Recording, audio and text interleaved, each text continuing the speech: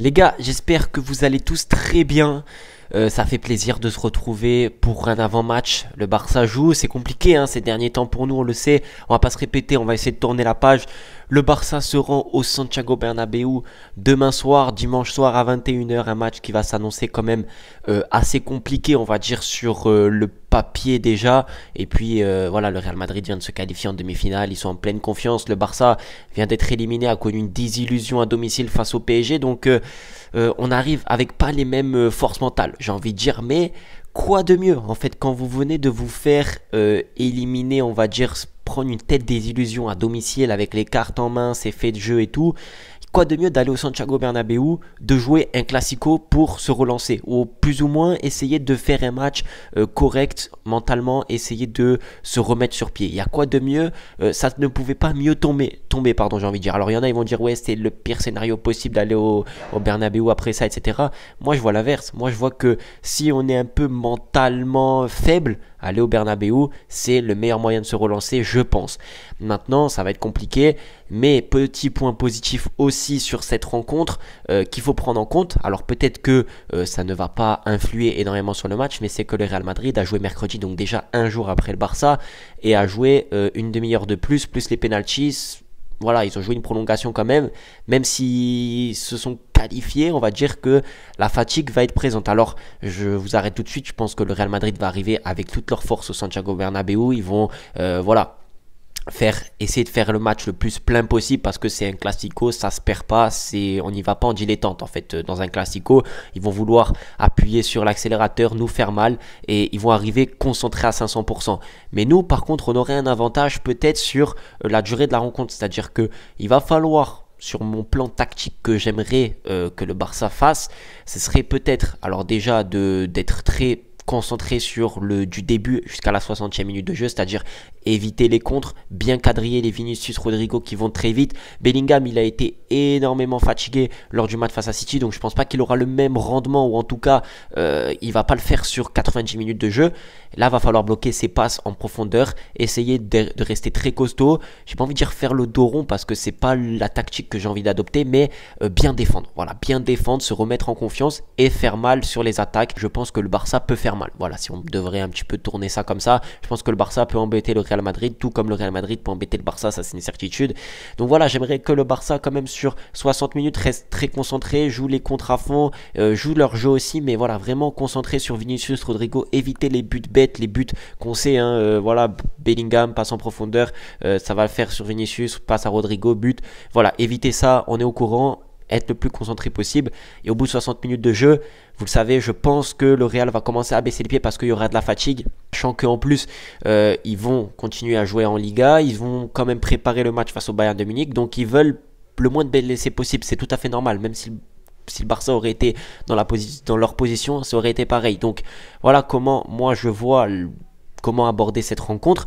Maintenant, il y a des choses à jouer, il y en a qui disent qu'il n'y a plus rien à jouer, que c'est un match, un classico qui n'a pas de saveur, etc. Moi je suis pas d'accord, franchement je suis pas d'accord. Déjà un classico, Real Barça, c'est le plus gros classico de l'histoire du football, on va dire, c'est deux géants qui s'affrontent, donc il y aura toujours une hype, ce sera toujours intéressant à suivre. Voilà. Maintenant, oui, le Real a 8 points d'avance, mais il y a un classico à jouer. Depuis des semaines, on dit le Real a 8 points d'avance, a 6 points d'avance, mais il y a le classico à jouer. Et on y est au classico. Donc il va falloir l'emporter. Si le Barça gagne, ça fera 6 points de retard sur le Real Madrid, qui, je le répète, a le Bayern à préparer. C'est-à-dire que eux, dans leur tête, c'est on a de l'avance et c'est normal. C'est-à-dire que là, c'est comme un joker pour eux. S'ils perdent, c'est pas grave, c'est pas le titre qui va se jouer là. Mais ils ont un match contre le Bayern de Munich à jouer, une demi-finale. Ils veulent peut-être aller en finale, c'est une certitude. Ils vont préparer à 500%, ils veulent le moins de blessés possible. Donc ils vont peut-être pas prendre de risques sur les prochains matchs de Liga. Et c'est là où ils risquent de perdre des points et où le Barça aurait dû faire le boulot demain face au Real Madrid et justement gagner pour pouvoir se laisser une chance. Voilà, j'ai envie de dire se laisser une chance. Je suis quelqu'un d'assez positif qui croit vraiment à ça. Tant que mathématiquement c'est pas terminé, moi j'y crois. Je sais que le Real peut perdre des points. Ils sont passés, comme j'ai dit, en Ligue des Champions. Ils vont vouloir aller, ils vont laisser des marques, ils vont laisser des traces. C'est sûr, c'est une certitude. C'est comme ça, c'est le football. On ne peut pas enchaîner 70 matchs dans la saison avec tes 11 titulaires à chaque match. C'est pas possible. Il va y avoir de la rotation. Ancelotti sait gérer une équipe, sait gérer un effectif. Il va faire tourner. Maintenant, demain, je pense que le Real Madrid va jouer avec leur équipe type. Ça, il n'y a pas de souci. Ils veulent nous faire mal, tuer en fait le championnat demain. Je pense que c'est logique pour eux. Mais comme j'ai dit, ça va se fatiguer. Au bout de la 60, 65e, c'est une certitude. Je le cite maintenant. Le Real Madrid va commencer à fatiguer, va commencer. C'est normal. C'est normal, il y a eu le vol à Manchester City, le match qui s'est joué, les 120 minutes, la séance de penalty, le stress, la fête qu'ils ont certainement dû faire le soir même ou quoi, les entraînements le lendemain, et vous pouvez pas arriver 4 jours après et jouer avec ton même effectif pendant 90-95 minutes de jeu à intensité maximale. Il va y avoir de la fatigue, ils vont laisser des traces, c'est une certitude, il va falloir juste bien gérer ça. Je pense que Xavi, j'espère en tout cas, il a joué des milliers de classicos dans ces conditions-là, c'est comment ça va se passer. Maintenant le Barça, moi j'attends quand même un Barça assez conquérant, hein. J'ai dit sur le plan tactique comment je voulais qu'ils évoluent, mais j'attends quand même un Barça conquérant, un Barça qui se réveille, un Barça qui monte quand même les crocs, qui se laisse pas abattre par ce qui s'est passé. C'est un fait de jeu, c'est terminé, il faut tourner la page, il faut se remettre directement en jambes et voilà, dire que le Classico il est là, les joueurs ont, comme j'ai dit, ont beaucoup dit il y a le Classico à jouer, etc. On y est, il va falloir aller à 500% le jouer. Connaît l'importance que ça a, les classicos en Liga, les matchs importants à enjeu, c'est super primordial pour le club, pour la saison, pour les supporters et tout.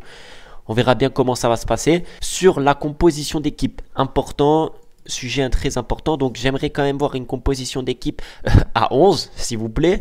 Donc avec Ter Stegen, bien sûr, au goal. La défense, pour moi, je ne vois pas pourquoi faudrait changer Araujo ou quoi. Non, Araujo avec Cubarsí, à gauche Cancelo et à droite Jules Koundé. On garde la même défense. Ligue des Champions et de toute façon Liga, ça compte pas les cartons rouges. Donc voilà, on garde la même défense. Araujo va avoir la possibilité de nous montrer dans ce match que on peut lui faire confiance, qu'on peut peut-être commencer à lui pardonner, si j'ai envie de dire. Au milieu de terrain, par contre, là, il y aurait un petit changement.